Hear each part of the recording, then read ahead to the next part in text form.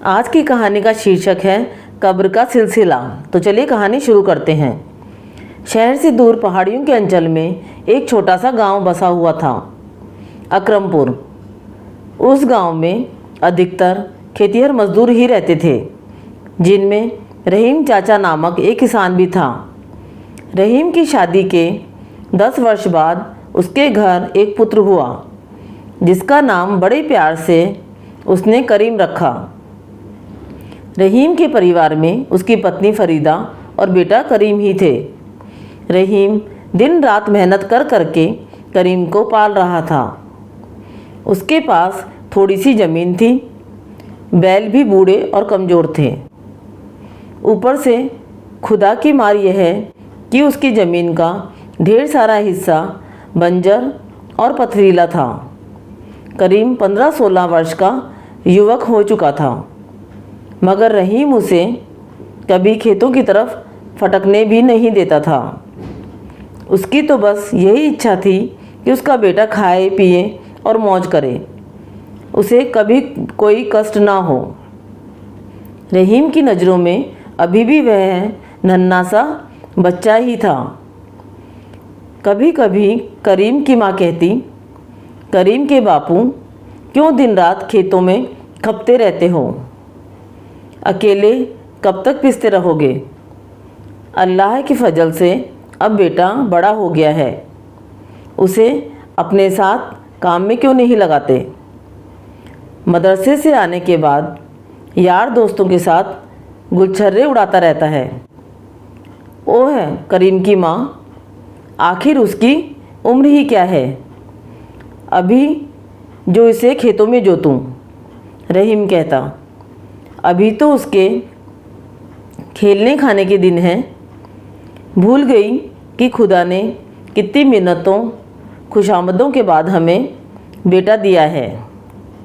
उसे तो बस पढ़ लिख लेने दो ताकि बड़ा आदमी बन सके। खेती बाड़ी में क्या रखा है? उसे तो मैं बड़ा अफसर बनाऊंगा। अफसर? हाँ हाँ, भले ही खुद काम करते करते मर जाना।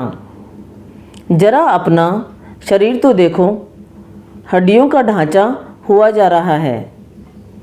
समय से पहले ही बूढ़े दिखाई देने लगे हो। अरे भगवान, तू मेरी फिक्र मत कर। मैं बूढ़ा हो रहा हूँ तो क्या हुआ, मेरा बेटा तो जवान होता जा रहा है। बस मेरे लिए यही काफ़ी है। शान से सीना फुलाकर रहीम ने कहा, तू भी चिंता ना कर। अपना बेटा जब पढ़ लिख कर अफसर बन जाएगा तो हम बैठकर चैन की बंसी बजाएंगे। हमारा बेटा हमें मरते दम तक कोई दुख नहीं होने देगा। तुम तो यही सपने देखते रहना।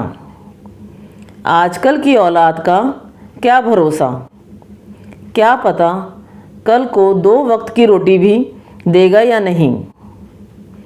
किसी ने सच ही कहा है, एक बाप 100 बेटों को पाल सकता है, मगर 100 बेटे एक बाप को नहीं पाल सकते।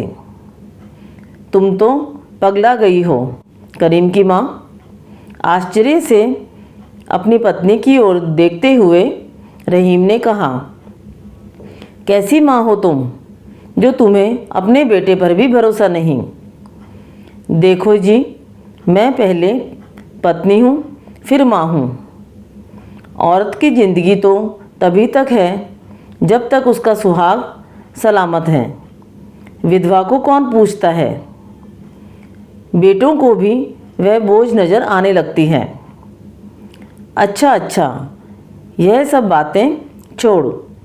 हाथ उठाकर रहीम ने कहा, तू चाहे कुछ भी सोच, मगर मुझे तो अपने करीम पर पूरा भरोसा है। ना जाने तू इतनी सी बात क्यों नहीं समझ रही। मैं तो सब समझ रही हूँ। तुम्हारी ही समझ में दुनिया की हकीकत नहीं आ रही। क्या है दुनिया की हकीकत? यही कि जब तक तुम्हारे हाथ पैर चलते रहेंगे तब तक बेटा भी तुम्हारी लल्लू चप्पू करेगा। जहाँ तुम्हारे हाथ पैरों ने काम करना बंद किया, वहीं बेटे की नज़रें भी बदल जाएंगी। बोझ लगने लगोगे तुम उसे। ऐसा कभी नहीं होगा करीम की माँ, कभी नहीं। अल्लाह इतना बेरहम नहीं हो सकता कि जिस औलाद को मैं खून पिला पिला कर पाल रहा हूँ, वही औलाद मेरे साथ ऐसा सुलूक करेगी। रहीम के विचार अपनी जगह दुरुस्त थे, तो फरीदा के अपनी जगह, लेकिन दोनों में से यह कोई भी नहीं जानता था कि कल क्या होगा। समय की गति कभी नहीं रुकती। इसी प्रकार नोक झोंक में पति पत्नी का समय व्यतीत होता रहा। रहीम अभी भी जी तोड़ मेहनत करके बेटे के लालन पालन में जुटा हुआ था। करीम अब नौजवान हो गया था। रहीम ने यथा समय एक सुंदर सी लड़की देखकर उसकी शादी भी कर दी। उस दिन उसकी खुशी का ठिकाना न रहा जिस दिन करीम के सिर पर सेहरा बंधा था। रहीम को लगा था जैसे उसे सारे जहां की खुशियां मिल गई हों। मन में पोते पोती को देखने की आस लिए उसने उस दिन उसकी खूब बलाएं ली। फरीदा भी बहुत खुश हुई। आखिर बेटे के सिर पर सेहरा बंधे तो किस माँ को खुशी नहीं होगी। इसी प्रकार हंसी खुशी दिन गुजर रहे थे कि अचानक अकरमपुर गांव पर एक विपत्ति आ पड़ी। पूरे गांव में प्लेग की बीमारी फैल गई, जिसमें करीम की माँ परलोक सिधार गई। उसके गम में रहीम रो रो कर पागल हो गया।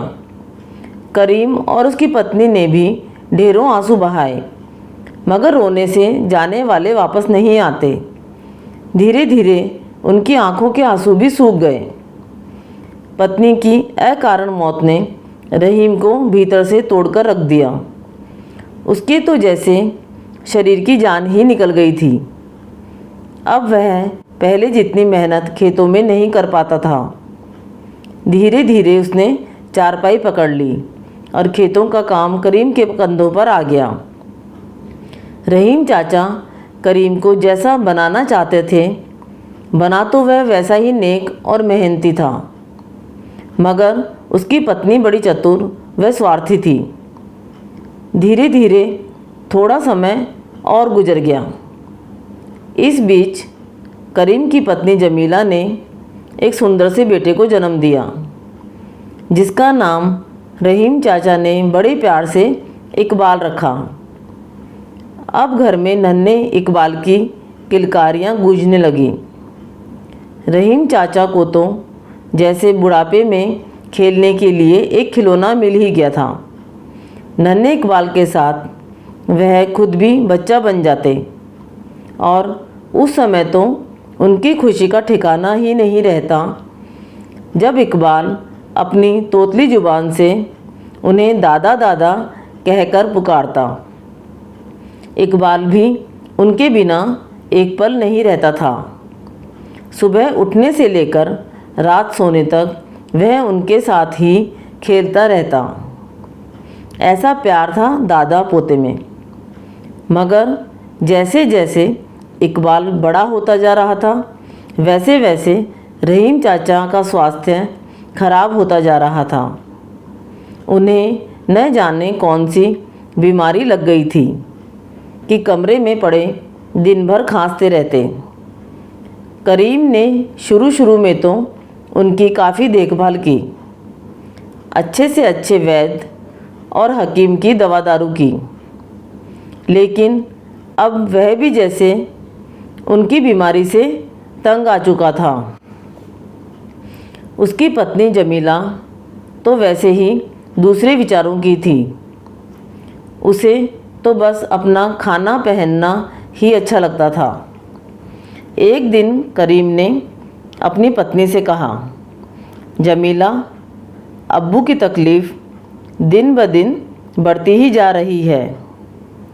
मेरा ख्याल है कि मैं उन्हें शहर ले जाकर किसी अच्छे अस्पताल में दिखाऊं। तुम्हारा तो दिमाग खराब हो गया है करीम मियाँ, तुनक्कर वह बोली। बुझे हुए चूल्हे को फूंकनी लेकर चाहे जितना मर्जी फूंक मारो, उसमें आग नहीं सुलगती। अब तुम्हारे अब्बू में रखा ही क्या है जो पैसे फूंकने के मंसूबे बना रहे हो। आज नहीं तो कल उन्हें तो अल्लाह को प्यारा होना ही है। अगर कुछ सोचना ही है तो अपने इकबाल के विषय में सोचो। वह हमारे कल का सहारा है। अब्बू पर पैसा फूंकना भला क्या हासिल होगा। करीम वैसे तो नेक और सीधा था, लेकिन ज़रा दब्बू किस्म का। दुनियादारी की बातों की उसे कोई खास समझ नहीं थी। पहले माँ बाप जैसे कहते थे वह वैसा करता था, मगर अब वह पत्नी के कहने पर ही चलता था। जमीला के कहने पर उसने रहीम की ओर ध्यान देना और भी कम कर दिया। करीम का तो अब एक ही काम रह गया था, सारा दिन मेहनत करना और कमाई के पैसे लाकर बीवी के हाथ पर रख देना। जमीला जहाँ और जैसे चाहती उस पैसे को खर्च करती। करीम कभी उससे हिसाब किताब तक नहीं पूछता था। नन्हा इकबाल भी धीरे धीरे बड़ा होता जा रहा था। उसका अधिकतर समय अपने दादू के पास ही कटता था। सच तो यह था कि बूढ़े रहीम के दुख सुख का साथी अब बस वही रह गया था। करीम सुबह शाम अवश्य रहीम का हालचाल पूछ लेता था, मगर जमीला तो उसके पास आकर भी नहीं फटकती थी। जब वह चौका बर्तन कर रही होती और रहीम खांस उठता तो वह आंचल फैलाकर उसे कोसने लगती कि बूढ़ा न जाने कब मरेगा। आखिर एक दिन उसने तंग आकर करीम से कह ही दिया, देखो जी, मैं तो तुम्हारे अब्बू की बीमारी से दुखी हो गई हूँ। दिन रात खांसते रहते हैं। मुझे लगता है कि इन्हें कोई छूत का रोग हो गया है, जो हमारे इकबाल बेटी की सेहत के लिए भी ठीक नहीं है। वह सारा दिन उस बुढ़े से चिपका रहता है। अगर उसे भी कोई बीमारी लग गई तो हम क्या करेंगे। बात तो तुम्हारी ठीक है जमीला, दुखी होकर करीम बोला, मगर तुम ही बताओ कि मैं क्या करूं। इकबाल उनके बिना रह नहीं सकता। देखो, अपने बेटे के बारे में सोचो। वह बोली, मैं तो कहती हूँ कि इस बीमारी से जितनी जल्दी छुटकारा पालो उतना ही अच्छा है। करीम कहता है, कैसे छुटकारा पालूँ? गला घोट दूँ क्या उनका? गला मत घोटो, रात के अंधेरे में किसी नदी तालाब में फेंक आओ। इस तरह इन्हें भी इन दुखों से छुटकारा मिल जाएगा और हमें भी शांति मिल जाएगी। मगर इतना तो सोचो कि लोग क्या कहेंगे। तो तुम क्या गाजे बाजे से इन्हें फेंकने के लिए ले जाओगे? रात के अंधेरे में चुपचाप बैलगाड़ी पर डालकर ले जाओ। बस्ती बिरादरी वाले पूछेंगे तो मैं कह दूंगी इलाज कराने शहर ले गए हैं। तुम किसी पुल पर से इन्हें नदी में लुढ़काकर आ जाना। यह मत सोचो कि तुम इन्हें मार रहे हो। इस मरे हुए को भला क्या मारना, इसे तो बल्कि इस तरह मुक्ति मिल जाएगी। बाद में लोगों से कह देंगे कि बुढ़ा शहर में ही मर गया और तुमने वहीं उसकी मिट्टी समेट दी। नहीं नहीं, अपनी पत्नी के खतरनाक विचार जानकर करीम सहम सा गया। यह मुझसे नहीं होगा। अगर इतनी भी हिम्मत नहीं है तो तुम ही बैठो इस लाश के पास। मैं तो चली अपने मायके। नहीं नहीं जमीला, तुम चली जाओगी तो मेरा क्या होगा, इकबाल का क्या होगा? मैं क्या जानूं क्या होगा। अगर तुम मुझे इस घर में रखना चाहते हो तो तुम्हें इस लाश से छुटकारा पाना होगा। बोलो, इसे रखते हो घर में या मुझे? तुम यहीं रहो जमीला, मगर यह भी तो सोचो कि अपने जिंदा बाप को। जिंदा जिंदा, अरे उस सूखे हुए बम को बार बार जिंदा कहे जा रहे हो। तुम ऐसा करो, तुम्हें कहीं दूर जाने की ज़रूरत नहीं। हमारे गांव के पीछे जो जंगल है वहाँ कब्र खोदकर तुम इसे दफनाओ। किसी को पता नहीं चलेगा। बाकी सब मैं संभाल लूँगी। करीम मरता क्या न करता। एक तरफ बीवी थी, दूसरी तरफ बाप। अंत में करीम ने सोचा कि बाप को आज नहीं तो कल मर ही जाना है, जबकि बीवी के साथ उसे ज़िंदगी गुजारनी है।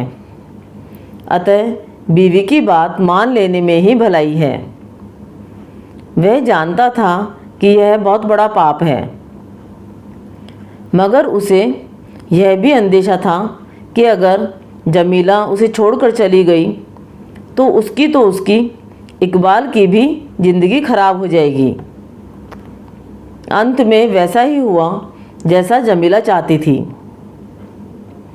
एक दिन जब आधी रात से अधिक रात गुजर चुकी थी, करीम ने बैलगाड़ी जोत ली।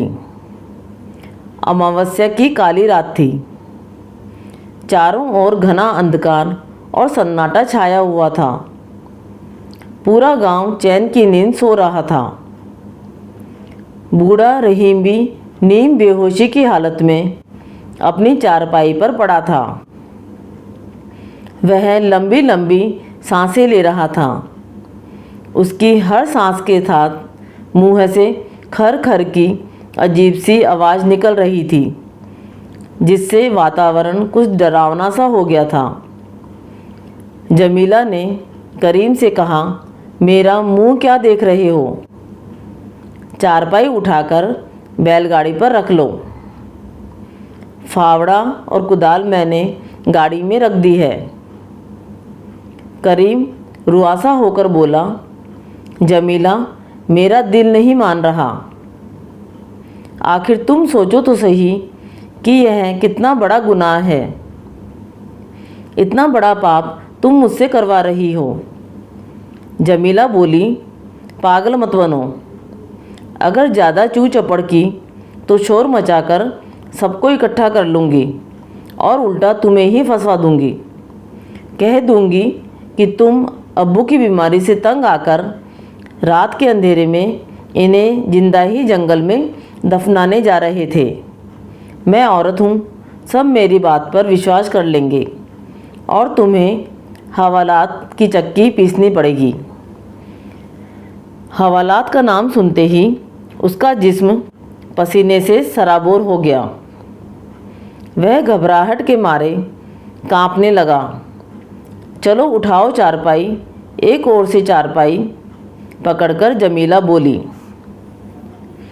मजबूरन उसे चारपाई उठानी पड़ी और देखते ही देखते बूढ़े रहीम को चारपाई समेत बैलगाड़ी पर लाद दिया गया। हालांकि वह सारे काम बड़े आहिस्ता आहिस्ता और बिना किसी शोर शराबे के कर रहे थे, मगर फिर भी ना जाने कैसे आहट पाकर नन्हा इकबाल उठ बैठा।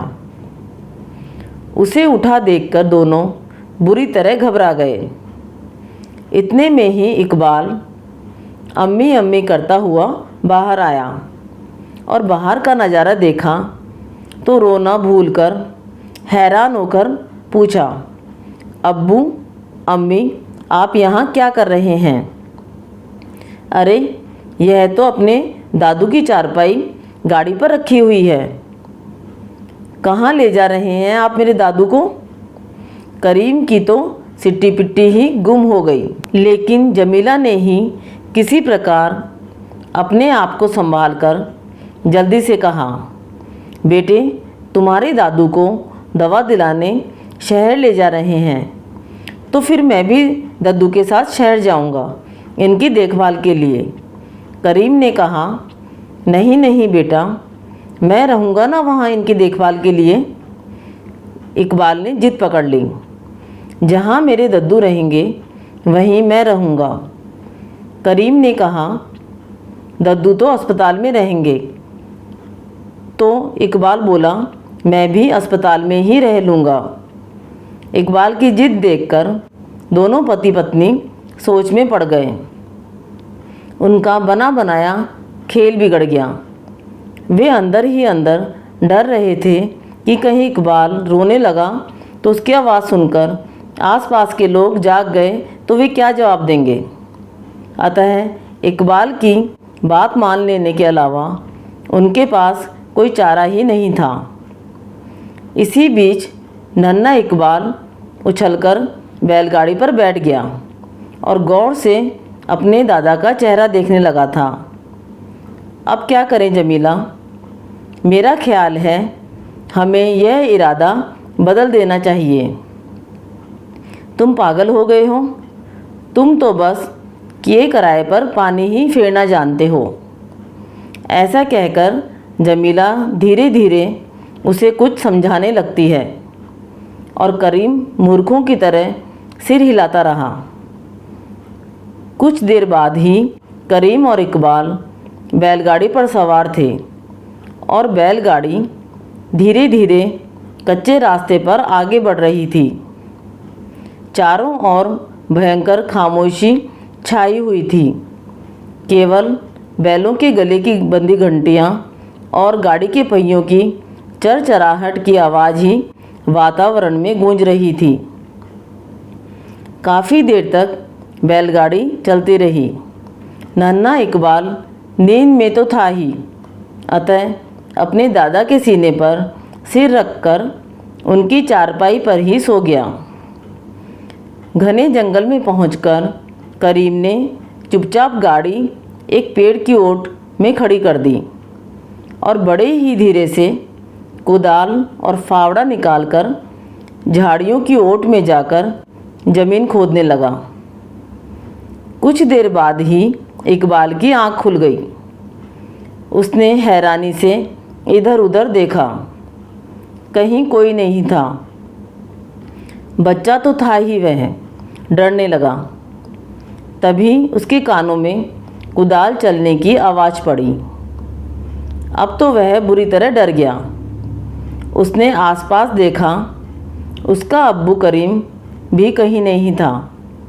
उसने कई बार करीम को पुकारा। फिर गाड़ी से कूदकर इकबाल नीचे आ गया और डरा सहमा सा इधर उधर देखते हुए उस दिशा की ओर बढ़ने लगा जिधर से कुदाल चलने की आवाज़ आ रही थी। अरे, अंधेरा होने के बावजूद इकबाल ने अपने अब्बू को पहचान लिया। अब्बू, यह आप क्या कर रहे हैं? करीम अपनी ही धुन में गड्ढा खोदने में व्यस्त था। इकबाल की आवाज़ सुनकर चौंक पड़ा। अरे इकबाल बेटा, तुम? अब्बू, आप यहाँ गड्ढा क्यों खोद रहे हैं? इकबाल ने पूछा। बेटा, तुम्हें समझ नहीं आएगा, तुम जाकर दद्दू के पास बैठो।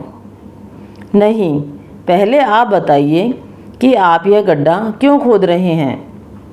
इस बार करीम को क्रोध आ गया और वह कहने लगा, आजकल तुम हर बात की जिद करने लगे हो। जाओ दद्दू के पास जाकर बैठो, मुझे अपना काम करने दो। इकबाल की उत्सुकता क्षण प्रतिक्षण प्रबल होती जा रही थी। जब तक आप यह नहीं बताएंगे कि आप यह गड्ढा क्यों खोद रहे हैं, तब तक हम यहाँ से हिलेंगे भी नहीं, बल्कि रो रो कर दद्दू को भी जगा लेंगे। यह सुनते ही करीम को पसीना आ गया। नहीं नहीं, ऐसा ना करना।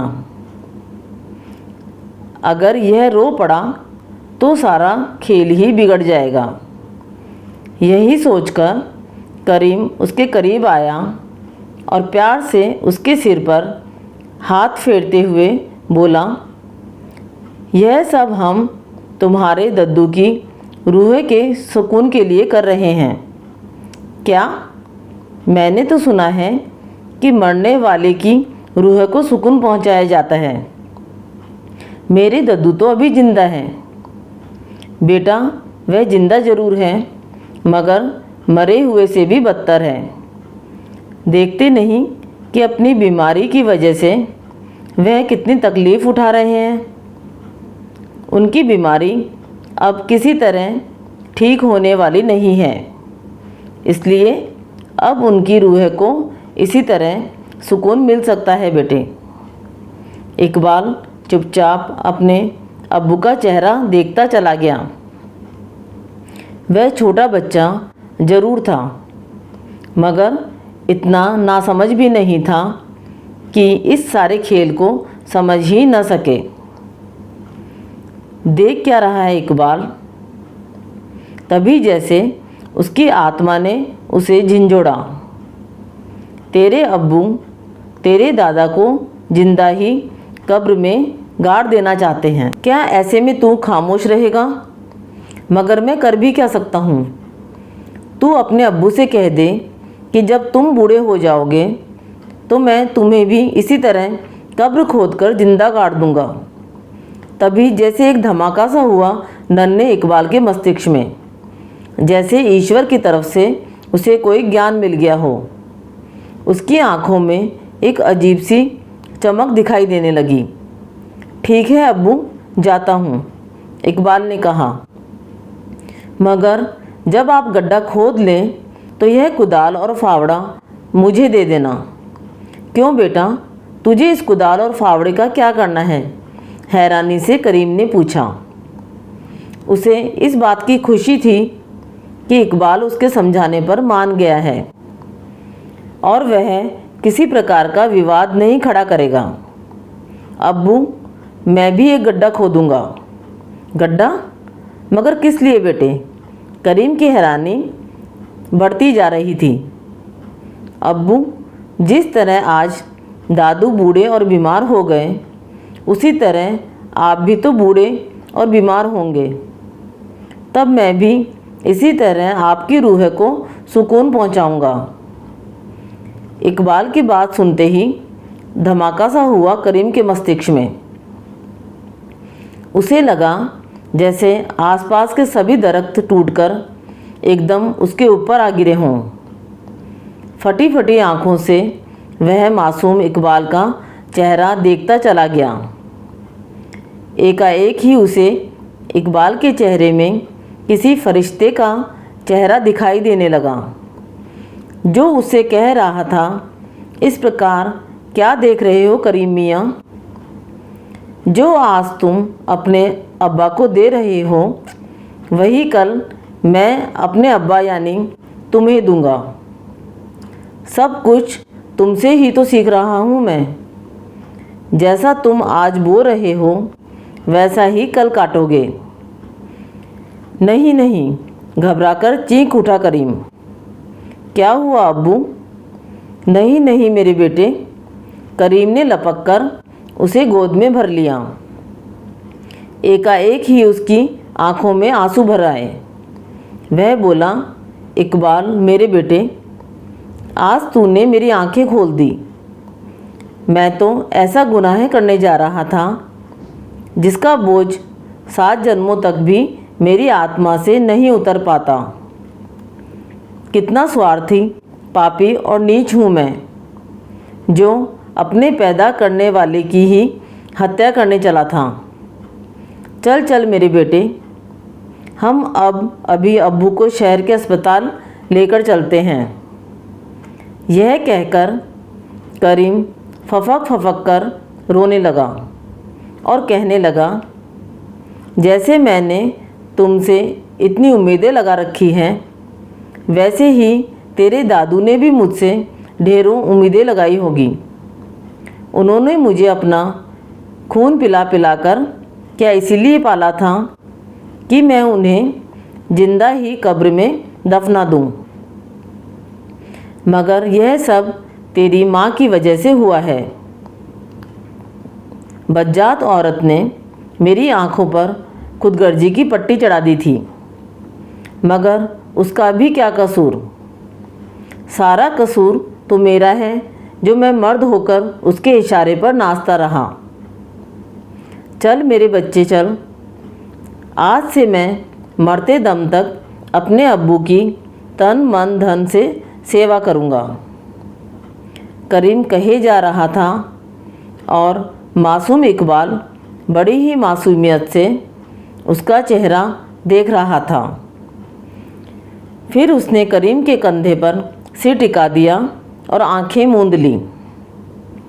ऐसा लग रहा था जैसे करीम को उस महापाप से बचाने के लिए भगवान स्वयं नन्हे इकबाल के रूप में बोलकर चुप हो गए। करीम की आंखें खुल चुकी थी। उसने जल्दी जल्दी कुदाल और फावड़ा उठाया और बैलगाड़ी के करीब आ गया और कुछ ही देर बाद उसकी बैलगाड़ी शहर की ओर भागी जा रही थी। इस समय करीम के चेहरे पर एक नया उत्साह था, जैसे उसे अभी अभी नया जीवन मिला हो। आज इकबाल ने उसकी आंखें खोल दी थी कि इंसान जैसा बोता है अंत में उसे वैसा ही काटना पड़ता है। आज वह जो कुछ करने जा रहा था कल उसे वैसा ही भोगना पड़ता। इसलिए कहा गया है कि इंसान को कोई भी निर्णय लेने से पूर्व 50 बार सोचना चाहिए कि कल उसकी करने का उसे क्या फल मिलने वाला है। आपको ये कहानी पसंद आई तो कमेंट बॉक्स में कमेंट करके ज़रूर बताएं। कहानी सुनने के लिए धन्यवाद।